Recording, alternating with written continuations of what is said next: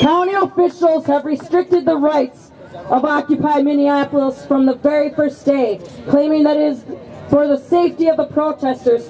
We were denied the right to set up tents or any kind of structure to provide shelter from the cold and rain, even though many other occupiers have tents. We support the rights of the occupiers and demand the right to continue around-the-clock presence at the People's Plaza.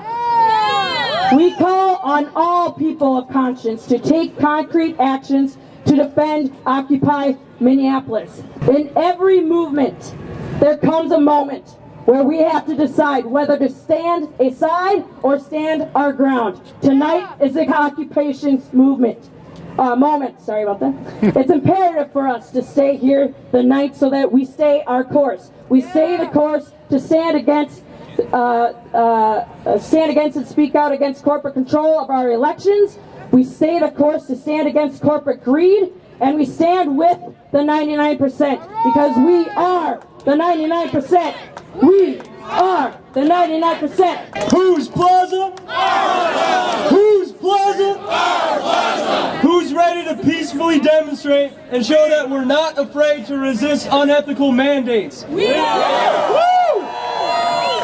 This is a microcosm for everything that we're down here fighting. Coalition for a People's Bailout. We are a part of the Occupy movement, and I am proud to be here with all of you. As Shireen said, we are going to have a rally. We have a number of people who are here from organizations across the state to give their solidarity message and to say that we are here to defend the Occupy movement. We are here to stop the attacks on the Occupy movement. We are here to say that this plaza is the People's Plaza. And we are going to march through the streets as the Occupy movement has been doing since it started. Brothers and sisters, we're part of the 99%, not the 1%. The 99%. The AFL-CIO has 400,000 members. They support you here in the state of Minnesota. ASME has 50,000 members. They support you here in the state of Minnesota. Nationwide. Nationwide, the AFL-CIO and ASME, millions of workers support the Occupy movement because we're here to take back democracy. As Benjamin Franklin said, we're either going to hang together or they're going to hang us separately. What are we going to do? We're going to hang together. Hang together. Hang together.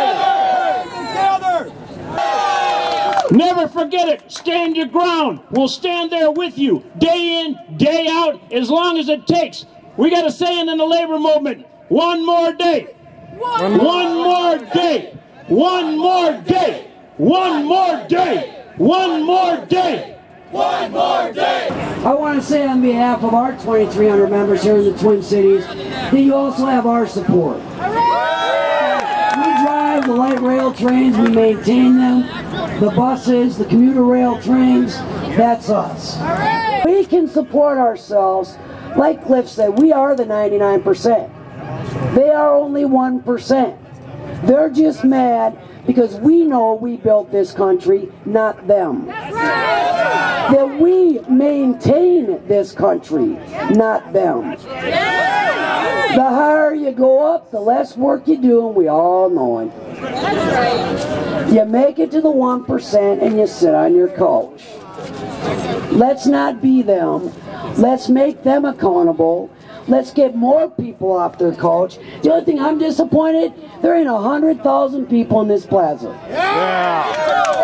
That's what should be here. And we all need to tell everybody, get your ass off the couch.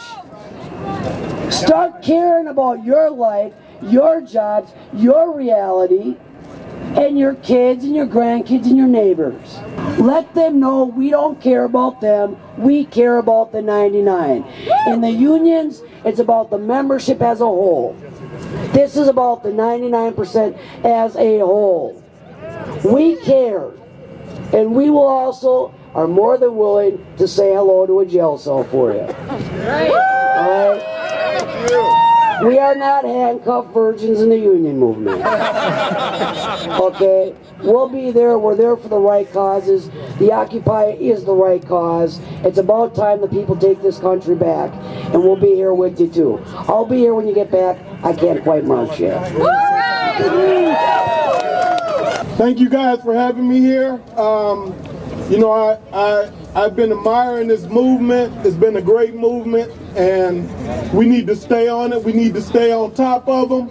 Every time we put something like this together, we let it slip. We let it slip away, and our democracy take over. But this time, we're on their case. We need to stay together. Yeah. What they do is, they keep us divided. They keep us divided. And what I mean by that, they have that black and white stuff going on. They have the native and immigrant stuff going on. They have the rich versus poor going on. They have the uninsured versus the insured going on. I mean, they have the educated versus the uneducated going on. They keep us divided. If we keep letting them do it, we're gonna stay divided. So now we finally got a movement where we're on their case. This movement is catching everybody in this whole country, and everybody is gaining momentum. So we need to stay on top of them. We need to keep pushing this. If they push back, we need to push back harder. So we need to stay on top of it. I mean, communities united against police brutality. We're going to do the car watch. We're going to spearhead the car watch for this event. We're not going to stop. We're going to be around. We're going to stay with it. Let's keep this movement going. Let's take back our democracy, and let's stay on them. Thank you guys for having me. I love you. Whose plaza? Our plaza. Whose plaza? Our plaza. Whose plaza? Our plaza. The problem is what we're talking about and what we're organizing for. And we're starting to name the system that holds us down and holds down our sisters and brothers all around the world. That 1% profits and defends a system of capitalism, of international capitalism, that is based on the exploitation of working people in this country, in Mexico, in countries all around the world. Their profits, their power, doesn't come from God. It doesn't come because they're special or better than us. It comes from our labor and the labor of our sisters and brothers all around the world. Okay? So when they amass that army of riot police like you could see on YouTube in Portland or you saw in Oakland, at first glance it makes the system look very strong and powerful. After all, we don't have an army, we don't have a militia. But another way to look at it is this. Their hold on power is not as strong as it looks. And that's why they have to react this way. That's why they're so threatened by us coming out here and speaking out the truth about what this system looks like. They are scared. They are scared that we've woken up, that our brothers and sisters have woken up, and that we're starting to come together and organize and plan our next actions. This is just the beginning. People might know about the industrial workers of the world that's got a proud history of organizing for over 100 years in this country and around the world. In many ways, the 99%, 1% is ingrained in our Constitution when we say that the working class and the employing class have nothing in common. We have divergent interests. What makes them strong makes us weak. What makes us strong makes them weak. Me and my several co-workers of mine have been talking about the occupation, and I had a fellow worker come to our unit and urged our unit to send people down to the occupation. And he was told initially that no one at our work was interested in our call center. Well, he started canvassing friends and people that he talked to, and then I started, and some other people started helping him, and pretty soon, within a couple hours, we had 40 of our co-workers in our call center that were interested in coming down and being a part of this movement. So, the brother that earlier said that what we represent is exponentially larger is true, and we know this from our own experience. One of the projects the IWW is thinking about, and what all of us should think about, is how to take this occupation to the next level. How to take it to a place where we can continue to threaten what makes them powerful, and that is their profits. So So one of the slogans that we're trying to advance and get people thinking about and starting to plan about and starting to organize about and starting to talk to their coworkers about is to not only occupy our plazas, but to think about occupying our jobs, okay? Because when we occupy our jobs, then their profits don't flow. And then they start to get real nervous and we flex our muscles. So I'm going to close with that. Occupy our jobs. Whose plaza? Our plaza. Whose plaza? Our plaza. Yeah, that's exactly right. What brother said earlier was absolutely true. You know, that they may take their electricity, but they can't take our ideas. They may take our toilets, but they can't take our ideas. They may take our signs down, but they can't take our ideas. They may tear down our tents, but they can't take our ideas. They may drag us out tonight, but they still won't be able to take our ideas. You know, we have struck a blow in this movement. We've struck a blow against silence. That's right. This movement has struck, whatever you may call it, however people may frame it, people are definitely talking about it, aren't they? Their own media can't be quiet about it. And we shouldn't be quiet about it because they know we're right. We struck a blow against wrong as well. We struck a blow against capitalist assumptions. We can come together, can't we? It doesn't matter if we're white or black or Asian or Latino, does it? Doesn't matter if we're male or female or old or young, does it? We've proven something, folks. This very movement has proven what we can do, what we can accomplish. You know, all our lives they tell us that we can't fight City Hall. But daggum, we're doing it right now, aren't we? We've been doing it for a while, haven't we? So we've got to keep doing it. We've got to keep fighting for this space. And they may move us from out of here, but again, they won't be able to take away our ideas. And if we stand, they won't move us. If we stand, they won't be able to move us. And if they do move us, we'll keep coming back, won't we? I like what the brother said, what the brother said earlier, but one more day. One more day. They pushed us away today. We'll be back one more day. And make no mistake, what we've done is we struck a blow for the end of this thing. Make no mistake, these people, this system is killing us. It's killing our brothers and sisters all over the world. We must take these people down. Manipulates the politicians, for instance at the Capitol, where the Welfare Rights Committee and the bailout has been fighting for years. When I see them manipulated and coerced into passing laws that they know will make people homeless. They know will steal health care. They know it's taking food out of kids' mouth. That the reason they're passing these laws is because they're rich people who run them, the 1%, are telling them that people, us, the 99%, don't matter, except as cannon fodder, except as free and freer and freer and cheaper labor around the world.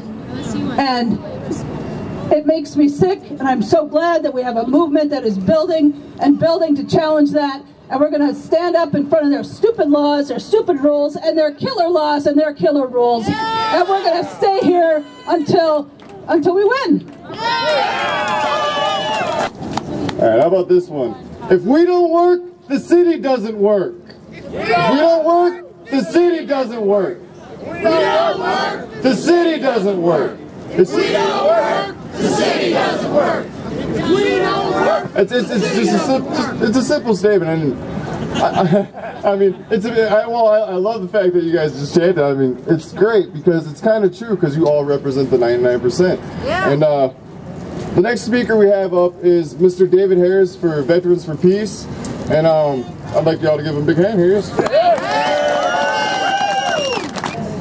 The mostly young people who have been here day and night at Hennepin Plaza have already been tested by cold and hunger and dirt for several weeks. And you, like those first rebels on Wall Street and now in cities all over this country, have set a proud example of forceful but peaceful protest in a public square. Congratulations and thanks.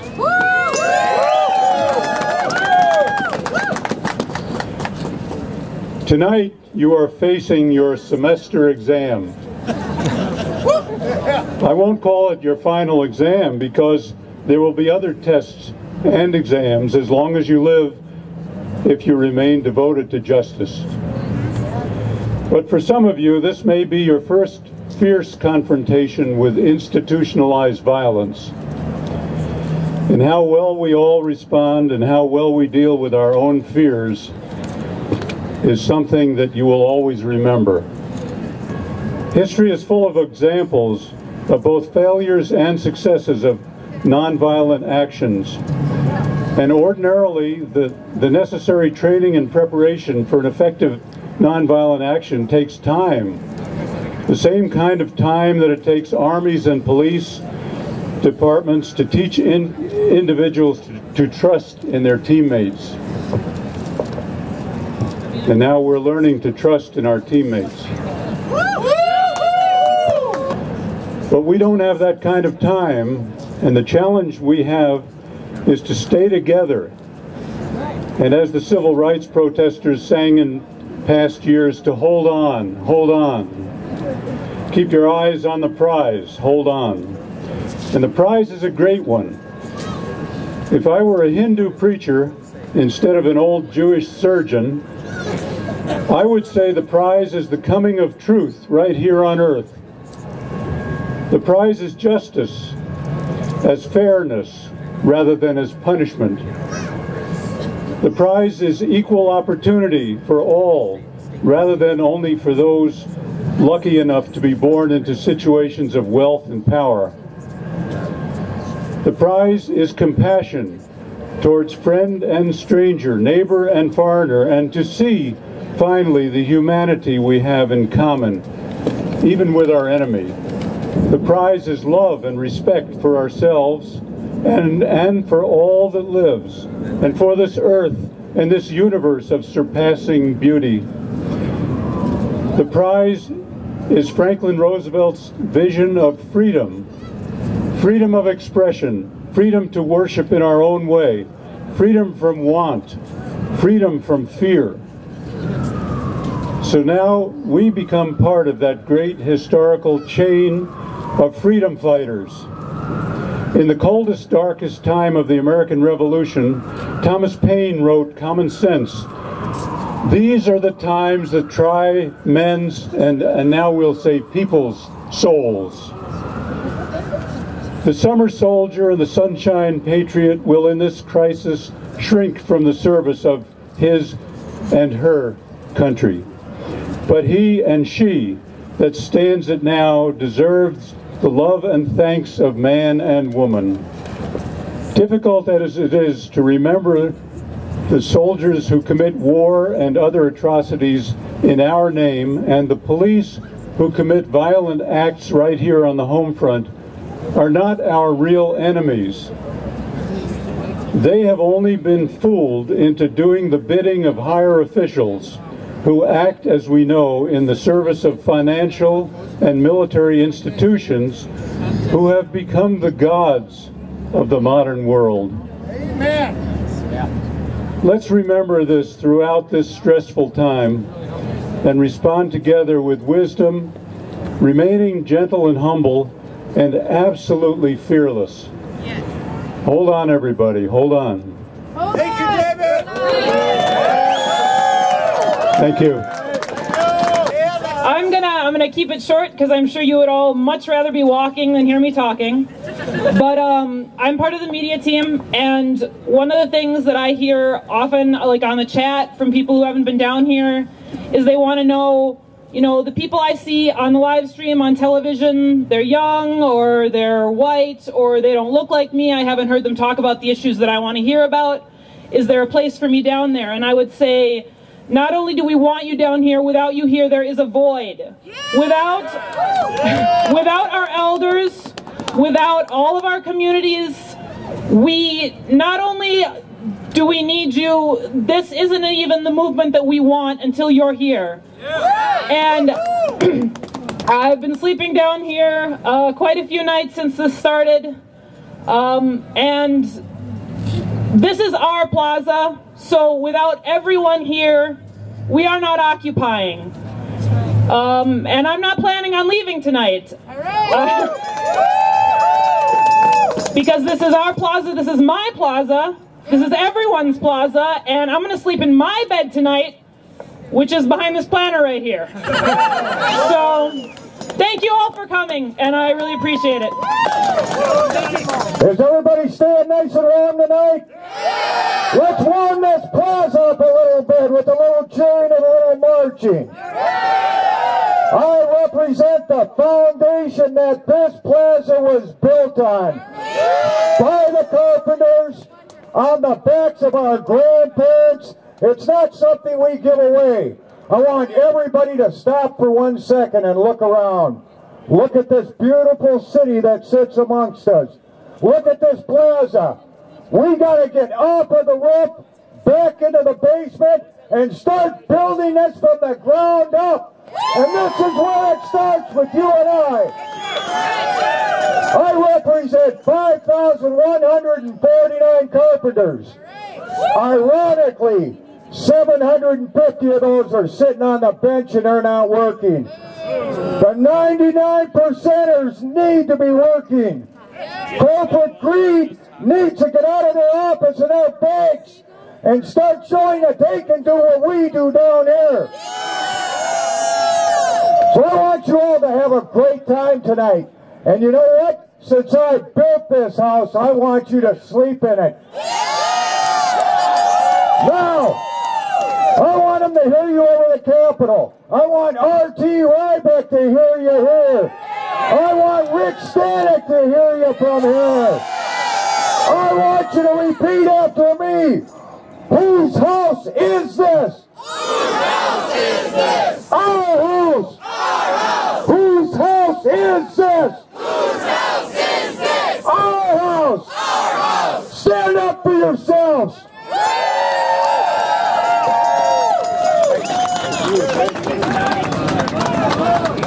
Oh man, you guys folks are beautiful. You know that? Tell them to get down to the plaza. We need more people here. We need more union members. We need more mothers, fathers, sisters, brothers. We need all of the 99% to get down here to the plaza and to say that we are not going away. They might try to shut us up. They may try to put us away, but it's not going to work. We are here to stay.